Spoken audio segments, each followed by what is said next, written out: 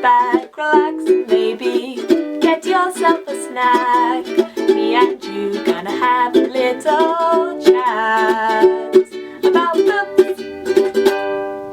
Hey guys, so I am here today to review a book for you, which is actually a firm favourite of mine of all time now. I absolutely loved this book and I really hope you guys will go and check it out, because I don't think this book is anywhere near as hyped up or as well known as it deserves to be. This author as well. I haven't read any of his other works yet, but I definitely want to after having read this.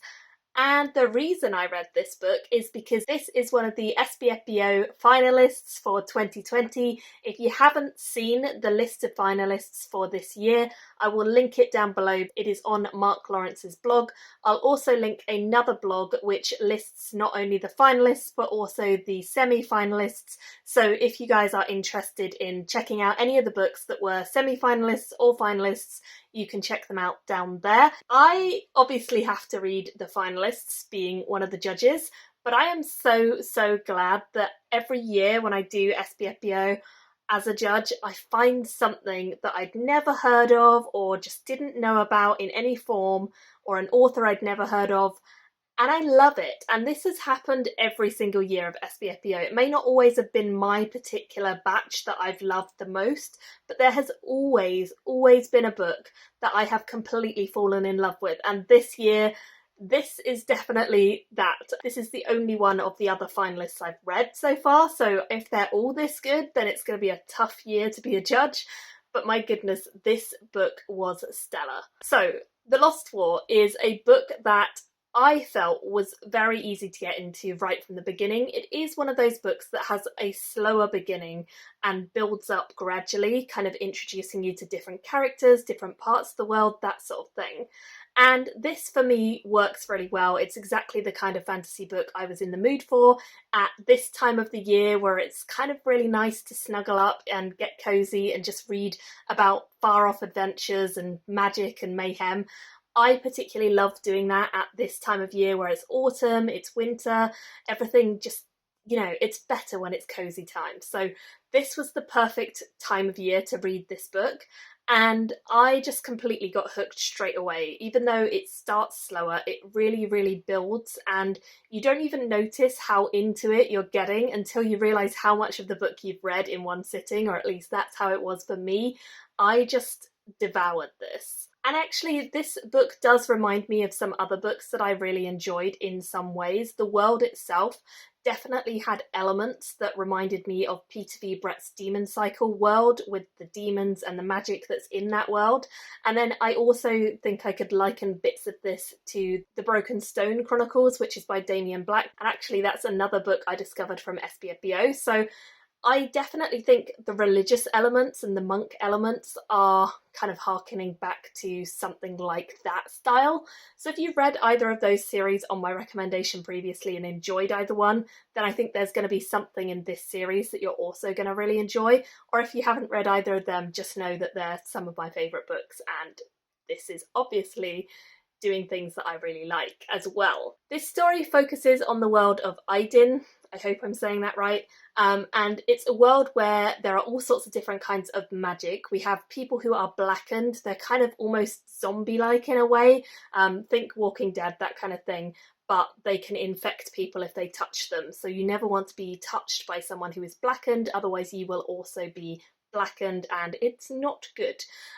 So they are kind of roaming around the world at the moment and infecting people. If you're unwary and travelling alone, then you definitely want to look out. There's also demons in this world, pretty horrible and scary and not the sort of thing you want to encounter on your own. Luckily, there are people in this world called White Thorns. They're like the knights of this world, the paladins if you will, and they can kill them very effectively. But if you're out on your own and you're not with a competent warrior of some kind, the demons are going to get you. There are lots of magic users in this world.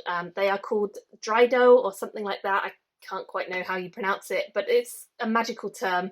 But it basically means sorcerers, and they each have different powers. Everyone can have different powers, but they only tend to have one power. It's very, very unheard of for you to ever have more than one. So one of our main characters is actually a Drado, and the other characters who kind of travel with him each have their own special kind of abilities and special things that make them stand out from the group.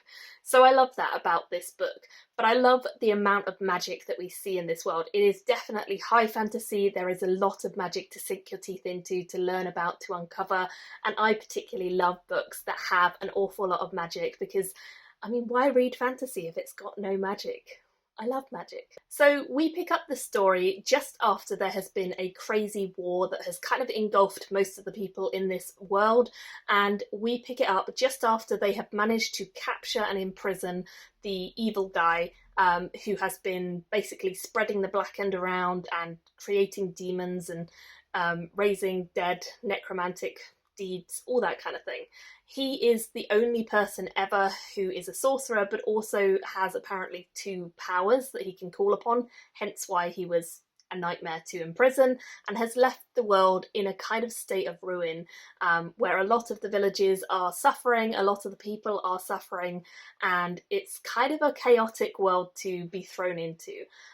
So we follow one of the most important people in this world, who is the king's envoy. At the very start of the book, we follow him. He is called Aranok, and he's really good friends with the king. He is a rare person in that he is a magic user who are generally feared, but he is revered rather than feared because he had a big impact on the war and people look up to him and respect him. But they do also fear magic users in general. So he gets a kind of double-edged sword in a way, because people respect him, but they don't respect others of his kind, and he takes that very much to heart because of his history. He's a great character. He is a little bit compromised in ways because of his past and because of his upbringing, and you find that out as you go through. And he also has the ability to use earth powers, so things like fire and air.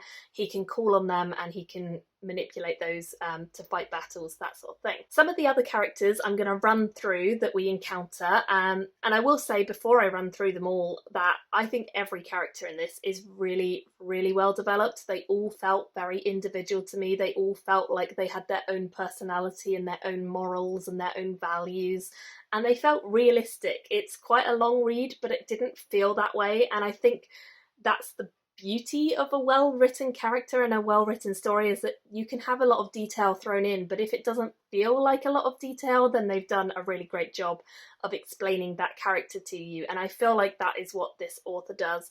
He really kind of encapsulates a real imaginary person, if that makes sense. Like, they're a made-up character, but they feel genuine. So the next character that we follow is Alandria, and she is an archer. She travels around with Aranok because they are lovers and they are also great friends, and she is kind of considered his bodyguard. She is there to look out for him as the king's envoy, but also just as a friend.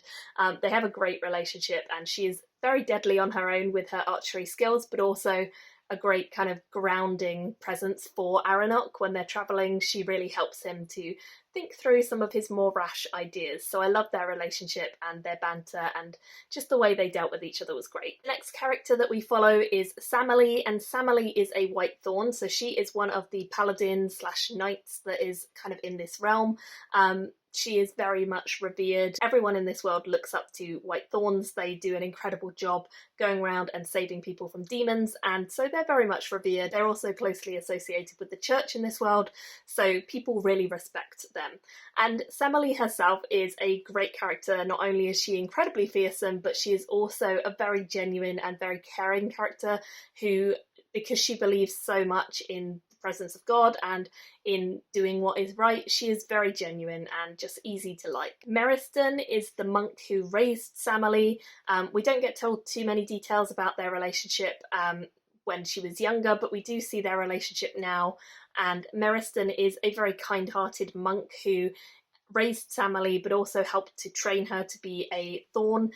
He's a very caring individual, and he's also great in a pinch because he is one of those people who can just bring people together and think on their feet, and he's great for kind of bringing the group together in tough situations. So I liked him a lot, and I think their relationship was very much like a caring father to a daughter would be, and it was nice to see that kind of dynamic in a fantasy novel. We then have Vostin, who is a young character, a young blacksmith who kind of joins the band, the party, by coincidence, by luck. He doesn't exactly fit in necessarily with the king's envoy and their mission, but he is kind of just there by luck, and he actually adds a lot to the group even though he wasn't intentionally there. He just wants the best for everyone. He also wants to learn how to fight and how to protect the group, and he's young, but he is very much a lovable kind of character. We then have Glorbad, and Glorbad is a soldier. He has trained all his life as a soldier and is very much of that mindset. He is the sort of person you can call on in a pinch, and he will do his very best to follow commands and get the job done. He's efficient and he's forceful, and he's maybe not the easiest person to get along with, but once you get on his good side, he is a great kind of friend to you. Then we have Neria, and she was a pirate previously and now she travels with Glorbad, so we get to see her in her own way now. She's quite fearsome, as you would have to be a leader of pirates, and she also acts kind of as a grounding presence for Glorbad. So in a similar way to Aranok and Alandria's relationship, Neria is helpful and therefore Glorbad, although they are not lovers. So the adventure of this book really begins when we follow Aranok as he has been summoned by the king to go on a mission to go out into the land and try and find the queen, who he believes is in a certain place. He's ordering Aranok to take some of the people that I've just mentioned with him and go on this adventure to find the queen and bring her back. But even though the king and Aranok are very good friends and they have been for a long, long time, and he trusts him dearly, Aranok knows, or thinks he knows, that there's something a little bit unusual going on. He's not sure quite whether the king just doesn't know, isn't sure, doesn't want to tell him something, but he's a little bit suspicious. So they agree to go on this adventure and find the queen, but they also decide that along the way they're going to take a bit of a detour and they're going to go some other places, which does result in them meeting up with the rest of the characters I've mentioned, and also finding all sorts of mysteries and trouble along the way. I don't want to say too much about exactly what happens, but I will say that this book had an amazing amount of twists and turns, and my goodness, the ending. I can't say any more than that, but if you've read it, you will know what I'm talking about. And what? It was so good. It was so good, and it had so many reveals that I just did not see coming, and it's very hard to surprise me because I've read so many fantasy books, but this one did it. One other pretty interesting element, I mentioned before that there are monks in the story and religion is a part of the story. It does definitely remind me in some ways of the discussion of religion that happens in Mistborn, that series by Sanderson, because there is a monk and there are non-believers and there are people who are kind of on the fence in the middle, and religion gets brought up a fair bit. It doesn't overbear the story in any way, but it's certainly an underlying theme, and I liked the discussions that were happening there. I think they were very poignant and interesting to read about and just reflect on, whether you're a believer or not. So, my final thoughts on this one is just that there was so much going on. The plot worked really well.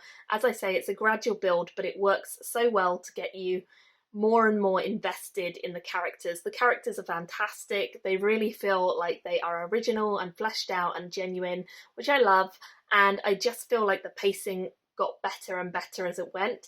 I personally just loved this. I feel like it just captivated me straight away, and I was really going to give it a high rating anyway, but the ending of this book just elevated it way up, way up, because I couldn't.